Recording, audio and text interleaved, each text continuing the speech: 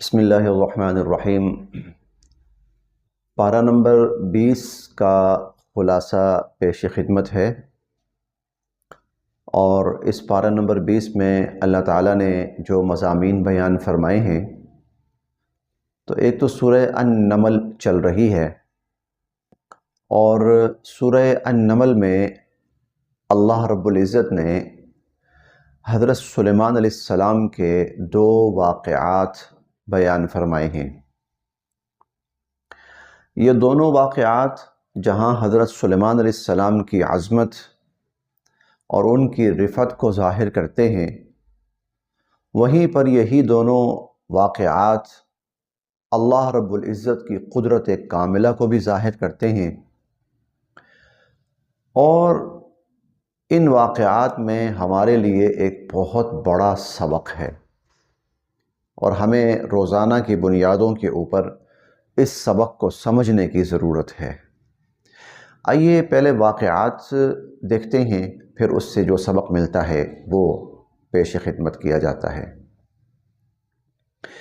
سورت کا نام ہے سورہ النمل۔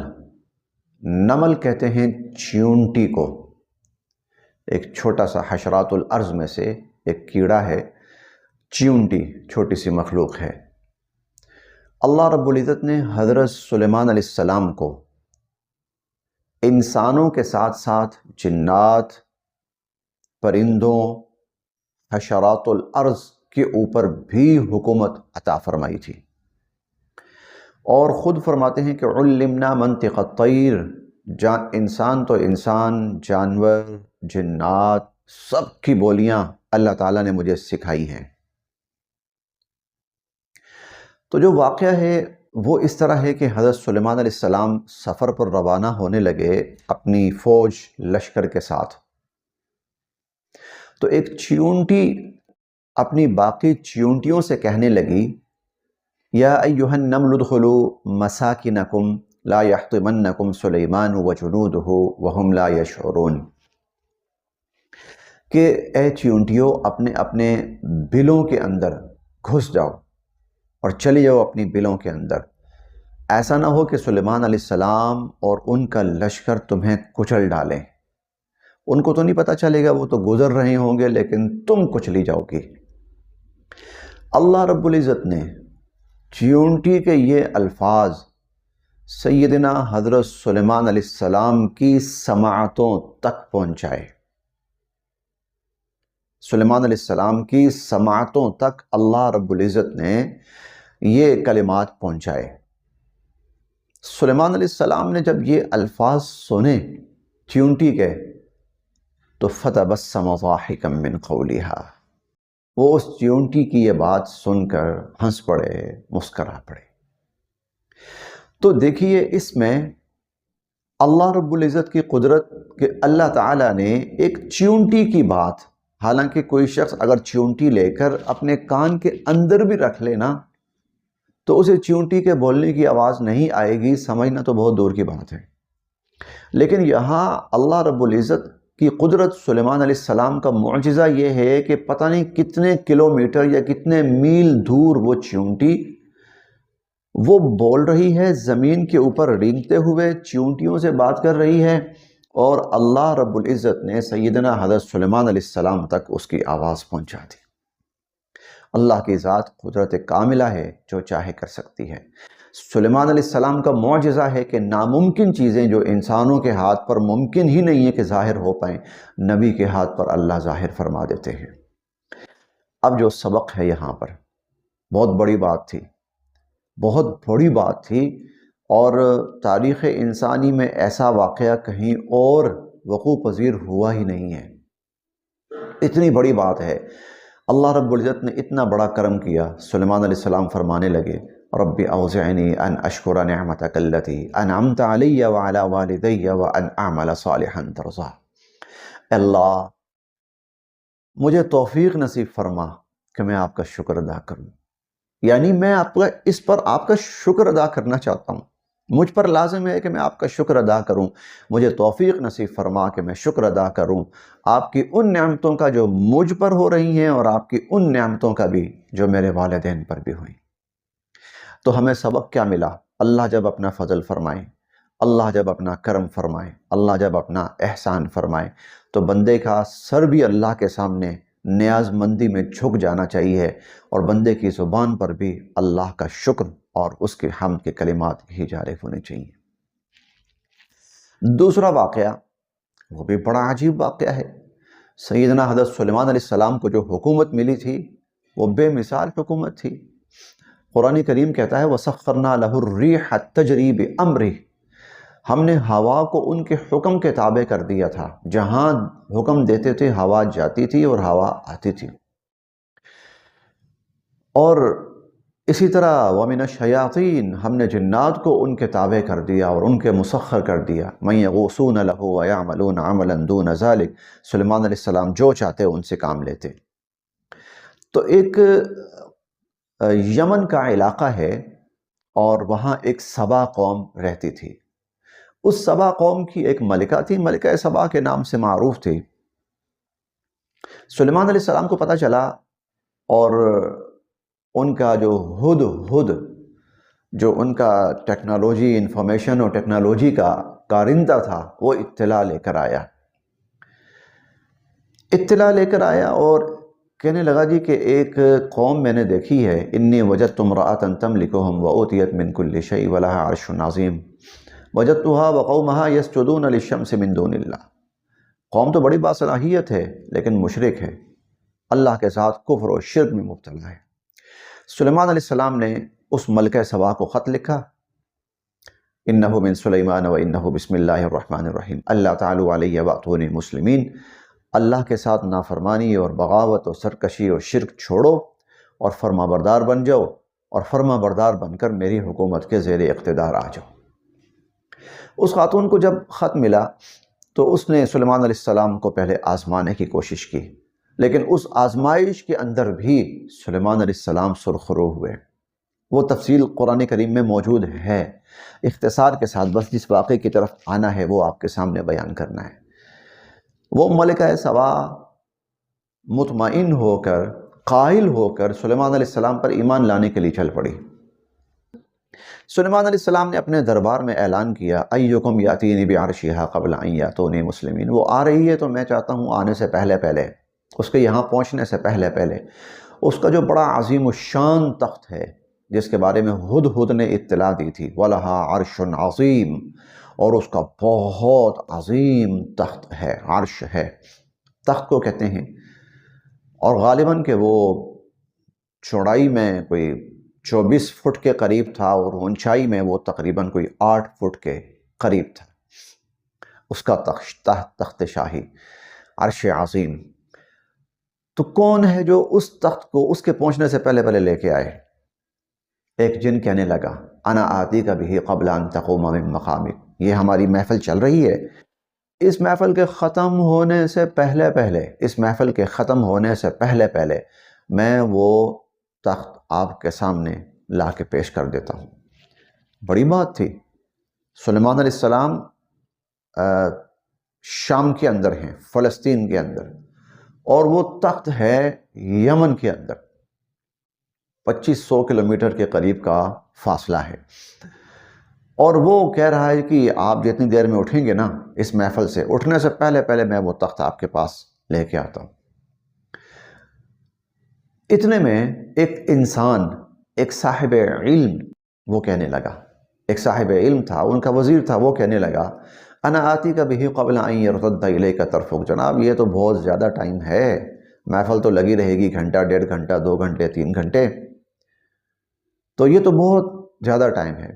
انا آتیک بہ قبل ان یرتد الیک طرفک، سلیمان علیہ السلام آپ آنکھ جھپکیے، پلک جھپکیے، آپ کی پلک جھپکنے کی دیر میں نہیں، پلک جھپکنے کی دیر میں نہیں، بلکہ پلک جھپکنے سے پہلے، قبل ان یرتد الیک طرفک، میں وہ تخت آپ کے سامنے لا کے حاضر کر دیتا ہوں۔ اور صرف اس نے کہا نہیں، بلکہ فلما رآہ مستقرا عندہ، سلیمان علیہ السلام کے سامنے لا کے اس نے وہ تخت حاضر کر دیا، اور سلیمان علیہ السلام اس تخت کو دیکھنے لگے۔ رآہ مستقرا عندہ، اللہ کی قدرت، اللہ اپنی طاقت کے ذریعے کسی بندے کو صلاحیت دیں اور وہ بندہ پلک جھپکنے کے اندر ہزاروں میل دور کی چیز لا کے پلک جھپکنے سے پہلے لا کے دھر کے رکھ دے، اللہ کا فضل ہے، اللہ کا کرم ہے۔ سلیمان علیہ السلام نے اس وقت یہ نہیں کہا واہ میرے باصلاحیت لوگ، میری باصلاحیت ٹیم اور ہماری حکومت اور ہمارا اقتدار۔ سلیمان علیہ السلام نے کیا کہا لیبلونی ااشکر ام اکفر، یہ میرے رب کی آزمائش ہے کہ میں اپنے رب کا اس پر شکر ادا کرتا ہوں یا ناشکری کرتا۔ ومن شکر فانما یشکر لنفسی، اور جو شکر کرے گا تو اس کا فائدہ بھی اس کی ذات کو ہوگا، جو ناشکری کرے گا اس کا نقصان اور وبال بھی اس کو ہوگا۔ آج جدید ٹیکنالوجی ہمارے سامنے چیزوں کو پلکتے جھپکنے میں لا رہی ہے، ہمارے سامنے ہزاروں میل، سینکڑوں اور ہزاروں میل دور کی چیز پلک جھپکنے میں ہمارے سامنے ہے، ہم اس کو دیکھ رہے ہیں۔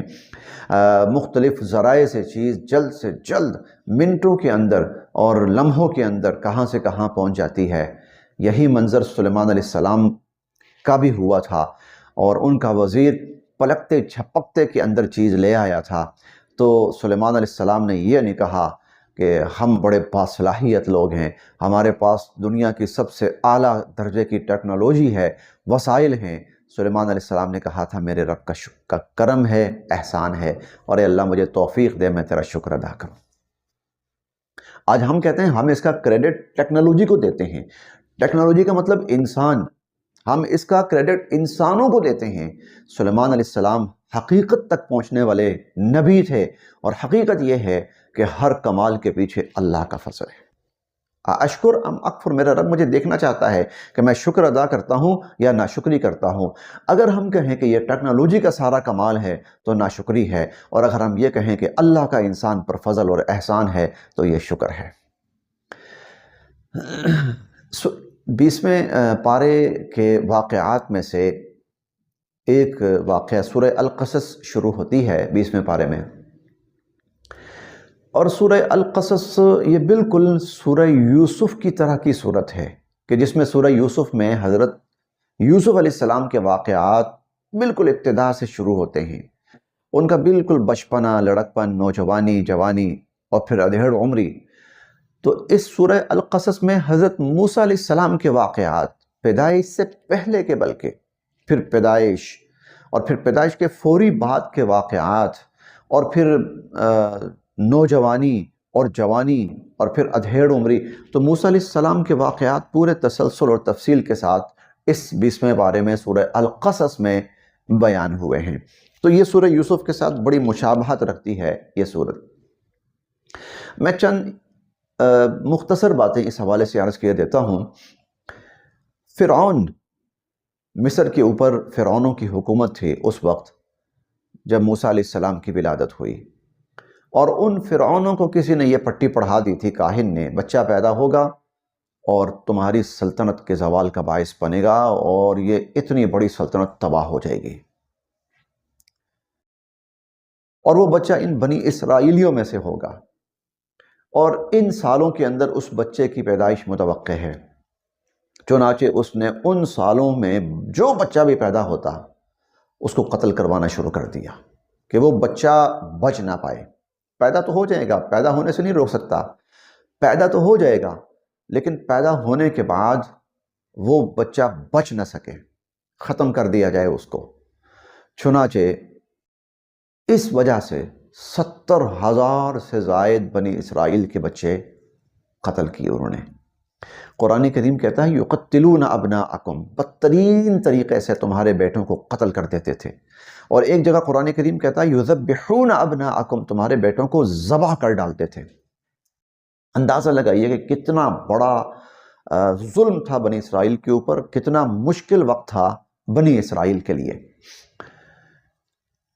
موسیٰ علیہ السلام کی ولادت ہو گئی، وہ بچہ جسے فرعون ہر صورت ختم کرنا چاہتے ہیں، اور اللہ رب العزت یہاں اپنی قدرت دکھانا چاہتے ہیں کہ تم ختم کرنے کی کوشش کرو، میں اس بچے کو زندہ رکھ کر بچا کر دکھاتا ہوں۔ حضرت موسیٰ علیہ السلام کی والدہ تک اللہ رب العزت نے یہ پیغام پہنچا دیا کہ وَأَوْحَيْنَا إِلَىٰ أُمِّ مُوسَىٰ أَنْ أَرْضِعِيهِ، اس کو دودھ پلاؤ۔ فَإِذَا خِفْتِ عَلَيْهِ، جب تم دیکھو خطرہ بالکل سر پہ پہنچ گیا ہے اور بچنا مشکل ہو گیا ہے، فَأَلْقِيهِ فِي الْيَمِّ، بچے کو اس کو پہلے القیہ فی التابوت، ایک تابوت کے اندر، صندوق کے اندر، باکس میں ڈالنا، والقیہ فی الیم، اور اس کو پانی کے اندر، سمندر کے اندر پھینک دینا۔ ولا تخافی ولا تحزنی، ڈرنے کی ضرورت نہیں ہے، گھبرانے کی، پریشان ہونے کی ضرورت نہیں ہے۔ انا رادوہ الیک، اس بچے کو واپس آپ تک میں لے کے آؤں گا، میں اس بچے کو واپس آپ تک لے کے آؤں گا۔ وہ بچہ جس کو اپنے ہاتھ سے آپ نے سمندر کی لہروں کے سپرد یا دریا کی لہروں کے سپرد کر دیا ہے نا، جس بچے کو، اس بچے کو واپس آپ تک میں لے کے آؤں گا۔ ایسا ہی ہوا، والدہ نے صندوق کے اندر ڈال دیا، پانی کے اندر ڈال دیا، اور یہ بچہ موسیٰ علیہ السلام چلتے چلتے چلتے چلتے فرعون کے دربار کے پاس پہنچ جاتے ہیں۔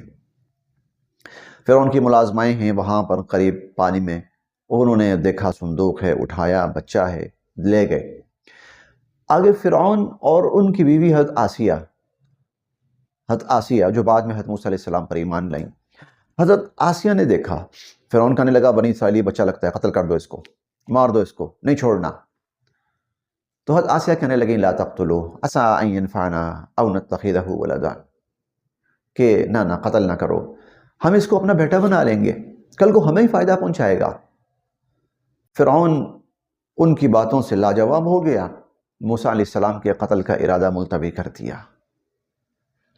اب بچہ ہے تو اس نے دودھ پینا ہے، اب وحرمنا علیہ المراضع من قبل، اب دودھ پلانے والی عورتیں لائیں جی، لائیں لائیں لائیں لائیں، موسیٰ علیہ السلام کسی کا دودھ ہی نہ پئیں، موسیٰ علیہ السلام کسی کا دودھ ہی نہ پئیں۔ حضرت موسیٰ علیہ السلام کی ہمشیرہ وہ بھی وہاں پہنچ چکی تھی، کیونکہ والدہ نے کہا تھا کہ استمشی اختک فتقول هل ادلکم علی من یکفل، والدہ نے بہن سے کہا تھا کہ تم دیکھتی جاؤ بچہ کہاں جاتا ہے، وہ بھی پہنچ گئی۔ جب دیکھا کہ موسیٰ علیہ السلام کسی کا دودھ نہیں پی رہے اور موسیٰ علیہ السلام بچے ہیں اور اس کو دودھ کی ضرورت ہے، تو وہ کہنے لگی کہ هل ادلکم علی اہل بیت یکفلونہ لکم، میں جانتی ہوں ایک گھر والے ہیں، خاتون ہیں، بڑی نیک ہیں، بہت اچھی ہیں، ہو سکتا ہے کہ یہ بچہ ان کا دودھ لے لے، لاؤ بھائی لاؤ لاؤ۔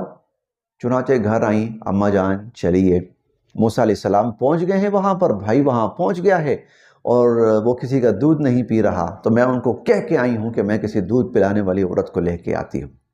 والدہ چلی، موسیٰ علیہ السلام کے پاس پہنچی، فرددناہ الی امہ، اس طرح ہم نے موسیٰ علیہ السلام کو ان کی والدہ تک پہنچا دیا، کیونکہ ہم نے پہلے کہا تھا انا رادوہ الیک، کہ ہم اس بچے کو آپ تک پہنچا کے رہیں گے، کئی تقر عینھا ولا تحزن، تاکہ والدہ کی جو آنکھیں ہیں وہ ٹھنڈی ہو جائیں، ماں کی ممتا کو سکون مل جائے۔ اللہ رب العزت نے جو سبق دیا ساری انسانیت کو، جو پیغام دیا ساری انسانیت کو، جو تعلیم اور ہدایت اور نصیحت دی کہ فرعون اور اس کی حکومت اور اس کے وسائل اور ان کا اقتدار اور ان کی قوت ساری اس بات پر تل گئی ہے کہ ایک بچے کو زندہ نہیں رہنے دینا، اور اللہ کی قدرت یہ فیصلہ کر چکی ہے کہ اس بچے کو زندہ رکھنا ہے۔ اللہ نے ان کے گھر کے اندر ان کی زیر نگرانی اس بچے کو زندہ بھی رکھ کے دکھایا، پال کر بھی دکھایا۔ ان اللہ هو الحق، اللہ حق ذات ہے، قوی عزیز، بہت طاقتور ہے، غالب ہے، اور غالب علی امری، جس چیز کا فیصلہ کریں اس چیز کو پورا کر کے رہتے ہیں، فعال لما یرید، جو چاہیں اللہ تعالیٰ کر کے رہتے ہیں، پورا کر کے رہتے ہیں۔ اور وکان امر اللہ قدرا مقدورا، اللہ کا حکم وہ تو ایسا فیصلہ ہوتا ہے جس نے نافذ ہو کر ہی رہنا ہوتا ہے۔ اللہ کی ذات اس درجے قدرت والی ذات ہے۔ انسانوں کو سب سے بڑا پیغام ان واقعات کے ضمن میں یہ دینا ہے، سب سے بڑی قوت، سب سے بڑی طاقت، اور اس کے سامنے جھکنا ہے اور اس کی اطاعت اور فرما برداری کے اندر آنا ہے۔ اسی پارے کے واقعات میں سے سورہ القصص ہے۔ موسیٰ علیہ السلام بڑے ہوتے ہیں تو نادانستگی میں موسیٰ علیہ السلام سے ایک قتل ہو جاتا ہے۔ اصل میں وہ دیکھتے ہیں کہ ایک شخص ظالم ہے، تو اس کو ظلم سے روکنے کے لیے فَوَقَذَهُ موسیٰ، مکہ مارا اس کو، فَقَضَى عَلَيْهِ، وہ مر گیا۔ قال هذا من عمل الشیطان، موسیٰ علیہ السلام کہنے لگے ہو یہ تو کوئی شیطانی حرکت ہو گئی، شیطان نے مجھ سے یہ عمل کروا لیا، شیطان نے مجھ سے یہ غلطی کروا لی، انہ عدو مضل مبین، وہ تو بہت بڑا دشمن ہے، بڑا گمراہ کرنے والا ہے، اور اللہ سے معافی مانگی۔ قال رب انی ظلمت نفسی، اللہ میں نے اپنی جان پر ظلم کر بیٹھا ہوں، فاغفر لی، مجھے بخش دیجئے، فغفر لہ، موسیٰ علیہ السلام کو اللہ نے بخش دیا۔ مصر میں رہنا مشکل ہو گیا، موسیٰ علیہ السلام نکلے، مدین پہنچے۔ مدین جب پہنچے ہیں تو سب سے پہلے جب مدین میں داخل ہوئے تو ایک کنواں تھا سامنے نظر آیا، ولما ورد ماء مدین، جو لوگوں کے پانی پینے کی جگہ تھی، موسیٰ علیہ السلام وہاں پہنچے۔ وجد علیہ امۃ من الناس یسقون، دیکھا کہ لوگ اپنے اپنے جانوروں کو پانی پلا رہے ہیں۔ ووجد من دونہم امرأتین تذودان، ساتھ دیکھا کہ دو عورتیں ہیں اور وہ اپنے جانوروں برتنوں کو بالکل سائیڈ پر لے کے کھڑی ہیں۔ حیرت ہوئی کہ بھائی عورت ذات ہے، اس کو پہلے دیں، وہ پانی پیے، جانور کو پلائے، جائیں وہ، اور یہ مرد ہٹے کٹے کھڑے ہوئے ہیں اور عورتیں جو ہیں ان کو انہوں نے سائیڈ پہ کھڑا کیا ہوا ہے۔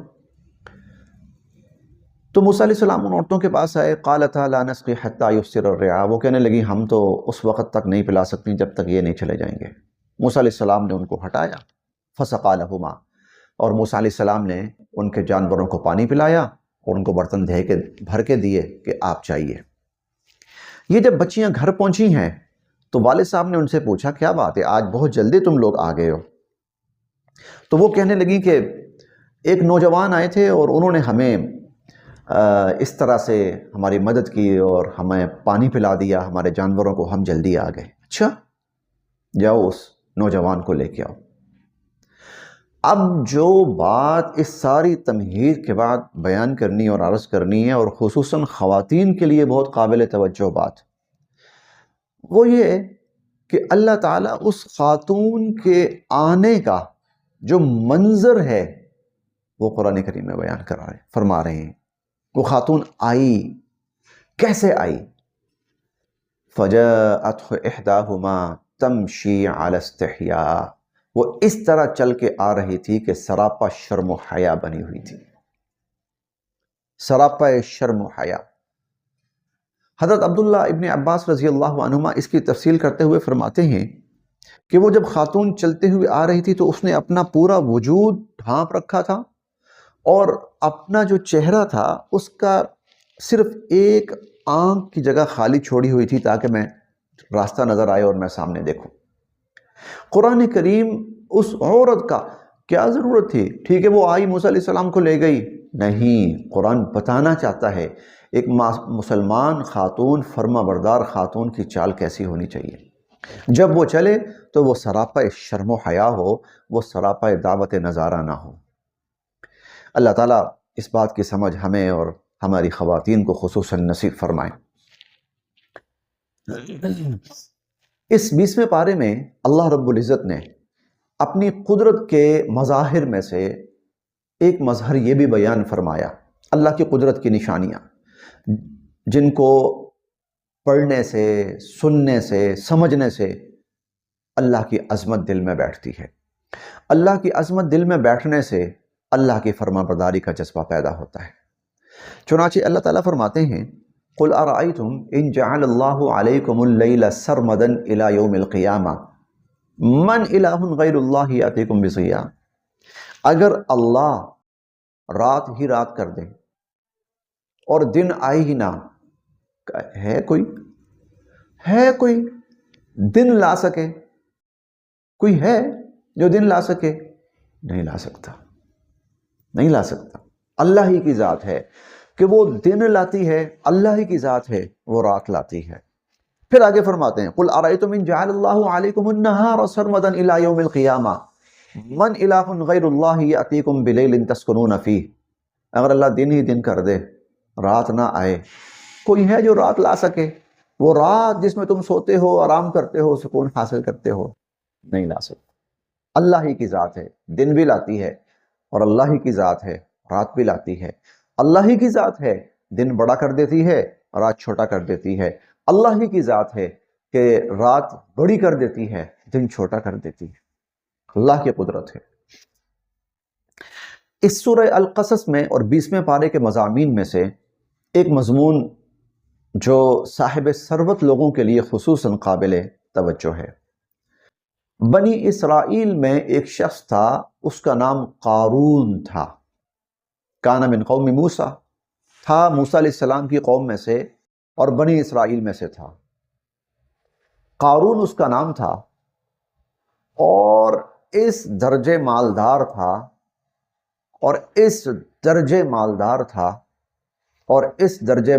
تھا کہ اللہ تعالیٰ فرماتے ہیں ما ان مفاتحہ لتنوء بالعصبۃ اولي القوہ، کہ اس کے صرف خزانوں کی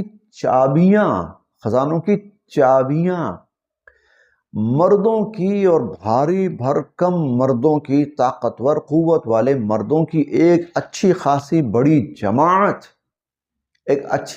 بڑی جماعت مردوں کی، وہ اس کے خزانوں کی چابیاں نہیں اٹھا سکتے تھے۔ چابیاں اتنی تھیں، خزانہ کتنا ہوگا۔ بنی اسرائیل کی ایک روایت ہے اس حوالے سے کہ قارون کے جو خزانے تھے، قارون کے خزانے، ان کی چابیاں 300 خچروں پر لادی جاتی تھیں، اتنی زیادہ تھیں۔ اب اس میں ایک بات تو یہ ہے، اللہ تعالیٰ فرماتے ہیں وَآتَيْنَاهُ، یہ سب اس کو ہم نے دیا تھا۔ آج حیرت کی بات ہے کہ ہم جن لوگوں کو دیکھتے ہیں کہ ان پر اللہ کا بہت زیادہ فضل ہے اور وہ بہت صاحب حیثیت ہیں، تو ہم اس کا کریڈٹ اللہ کو نہیں دیتے، ہم اس کا کریڈٹ اس کی عقل مندی کو دے دیتے ہیں، اس کی ذہانت کو دے دیتے ہیں، اس کی سمجھ بوجھ کو دے دیتے ہیں۔ شیخ سعدی فرماتے ہیں کہ رزق کا تعلق اگر عقل سے ہوتا، سمجھ سے ہوتا، تو بے وقوف اور مجنون لوگ وہ تو مر جاتے، وہ تو زندہ ہی نہ رہ پاتے۔ قارون اس سے بڑا شاید دنیا میں کوئی مالدار نہ گزرا ہو، اللہ تعالیٰ فرماتے ہیں یہ سب کچھ ہم نے دیا تھا۔ وَآتَيْنَاهُ، ہم نے اس کو یہ سب کچھ دیا۔ یہ وہ چیزیں ہیں جو اللہ تعالیٰ انسانوں کے ذہن میں بٹھانا چاہتے ہیں۔ میں اپنی یہ بات یہاں روک رہا ہوں، ایک اصول میں آپ کے سامنے پیش کرنا چاہتا ہوں اور اس کو سمجھ لیجئے گا۔ قرآن کریم دراصل ہمیں بتانے کیا آیا ہے؟ جو سب سے بڑی حقیقت بتانے آیا ہے قرآن کریم، وہ کیا ہے؟ یہ بہت قابل غور بات ہے، بہت قابل توجہ بات ہے۔ وہ حقیقت یہ ہے، ہم کہتے ہیں سورج نکلا، ہم کہتے ہیں سورج غروب ہو گیا، ہم کہتے ہیں رات آ گئی، اور ہم کہتے ہیں بارش برسی، ہم کہتے ہیں ہوا چلی، ہم کہتے ہیں بادل آئے، ہم کہتے ہیں غلہ اگا، فصلیں اگیں، باغات اگے، ہم کہتے ہیں انسان پیدا ہوا، ہم کہتے ہیں انسان مرا، ہم کہتے ہیں انسان کو دولت ملی، ہم کہتے ہیں انسان سے دولت چلی گئی۔ یہ ہماری گفتگو ہے، یہ ہمارا لب و لہجہ ہے، یہ ہماری اصطلاحات ہیں۔ قرآن ہمیں کیا سمجھانے آیا ہے؟ سب سے بڑا فرق، قرآن کہتا ہے دن نکلا نہیں، اللہ نے نکالا۔ دن نکلا نہیں ہے، اللہ نے نکالا۔ سورج طلوع ہوا نہیں ہے، اللہ نے طلوع کیا۔ رات آئی نہیں ہے، اللہ لے کر آئے ہیں۔ ہوا چلی نہیں ہے، اللہ نے چلائی۔ واللہ الذی ارسل الرياح، اللہ نے ہواؤں کو چلایا۔ بارش برسی نہیں ہے، انزل اللہ من السماء ماء، اللہ نے آسمان سے بارش برسائی ہے۔ انسان پیدا ہوا نہیں ہے، واللہ خلقکم، اللہ نے پیدا کیا ہے۔ انسان مرا نہیں ہے، واللہ یمیتکم، اللہ تمہیں موت دیتے ہیں۔ اور انسان کو شفا ملی نہیں ہے، اللہ یشفی، اللہ شفا دیتے ہیں۔ وَإِذَا مَرِضْتُ فَهُوَ يَشْفِينِ، میں بیمار ہوتا ہوں تو وہ مجھے شفا دیتا ہے۔ یہ فرق ہے جو قرآن ہمیں سمجھانے آیا ہے کہ کائنات اللہ کی ہے، کائنات اللہ چلا رہے ہیں، جس کو مال و دولت مل رہا ہے اللہ دے رہے ہیں۔ واللہ انبتکم من الارض نباتا، اور اللہ ہے انشأ لکم من الارض، جس نے زمین سے ہر قسم کی پیداوار تمہارے لیے اگائی۔ یہ سمجھانے آیا ہے قرآن کریم ہمیں۔ قارون کو مال ملا، بہت ظالم بن گیا اور بغاوت پہ اتر آیا اور سرکشی پہ اتر آیا۔ اللہ رب العزت نے موسیٰ علیہ السلام کو بھیجا، جاؤ اس کو سمجھاؤ۔ اللہ کی عطا ہے۔ تو فخرج علی قومہ فی زینتہ، ایک دن بڑے کر و فر کے ساتھ، ٹھاٹھ باٹھ کے ساتھ، شاہانہ جاہ و جلال کے ساتھ وہ نکلا۔ اچھا، قال الذین یریدون الحیاۃ الدنیا، وہ جو دنیا دار تھے نا، دنیا کے طالب، ان کی رال ٹپکنے لگی، یا لیت لنا مثل ما اوتی قارون، کاش اس جیسا ہمیں بھی اقتدار ملے، اس جیسا جاہ و جلال، عیش و عشرت، ٹھاٹھ باٹھ ہمیں بھی ملے، لگژری لائف تو ہمیں بھی ملے۔ اور انہ لذو حظ عظیم، واہ کیا شان ہے اس کی، واہ کیا ٹھاٹھ باٹھ ہے، کیا عیش و عشرت ہے اس کی۔ قال الذین اوتوا العلم، ایمان والے کہنے لگے، علم والے کہنے لگے، ویلکم ثواب اللہ خیر لمن آمن وعمل صالحا، تم پر اللہ کی مار پڑے، اللہ سے رحمت مانگو، خیر کے کام مانگو، ثواب والے کام مانگو، جو اللہ نے تمہیں دیا ہے تمہارے لیے بہت بہتر ہے۔ قارون کو کہا گیا احسن کما احسن اللہ الیک، جس طرح اللہ نے تجھ پر احسان کیا تو لوگوں پر احسان کر۔ اب یہاں ذرا یہ بات بہت قابل غور ہے، بندوں پر احسان کر جس طرح اللہ نے تجھ پر احسان کیا۔ قال انما اوتیتہ علی علم عندی، کہتا ہے یہ جو کچھ میرے پاس ہے نا، یہ میرے ہنر کا کمال ہے، میں بڑا صاحب ہنر ہوں، میں بڑا صاحب علم ہوں، میرے علم کا کمال ہے، میں نے اپنے علم سے، تعلیم سے، مہارت سے میں نے یہ سب کچھ حاصل کیا ہے۔ اچھا، فخسفنا بہ وبدارہ الارض، اللہ فرماتے ہیں ہم نے اس کو اور اس کے سارے اسباب اور خزانے، اس کا لو لشکر سب ہم نے زمین میں دھنسا دیا۔ اور حضور علیہ الصلوۃ والسلام فرماتے ہیں قیامت تک زمین کے اندر دھستا رہے گا۔ جب اللہ کسی کو دیں تکبر نہیں کرنا چاہیے، ظلم نہیں کرنا چاہیے، ورنہ یوں زمین میں دھنسا دیا جاتا ہے، ورنہ یوں نشان عبرت بنا دیتا ہے۔ اچھا، پھر جب اس کا یہ انجام دیکھا نا، تو وہ جو کل تک رال ٹپکا رہے تھے وہ کہنے لگے وَإِكَأَنَّ اللَّهَ يَبْسُطُ الرِّزْقَ لِمَن يَشَاءُ وَيَقْدِرُ، نہیں اللہ ہی ہے جس کو چاہتا ہے رزق دیتا ہے، جس کا چاہتا ہے گھٹاتا ہے، جس کا چاہتا ہے بڑھاتا ہے۔ اور شکر ہے ہم قارون کے ساتھ نہیں تھے، ورنہ جو اس کا برا انجام ہوا ہمارا بھی برا انجام یہ ہوتا۔ اللہ ہمیں شکر کی توفیق نصیب فرمائے، اللہ پاک ہمیں اپنی ذات کے سامنے جھکنے کی توفیق نصیب فرمائے، اللہ پاک ہمیں اپنی عظمت کا کما حقہ احساس کی توفیق نصیب فرمائے، اللہ تعالی ہم سب کے لیے عمل کی راہیں آسان فرمائے۔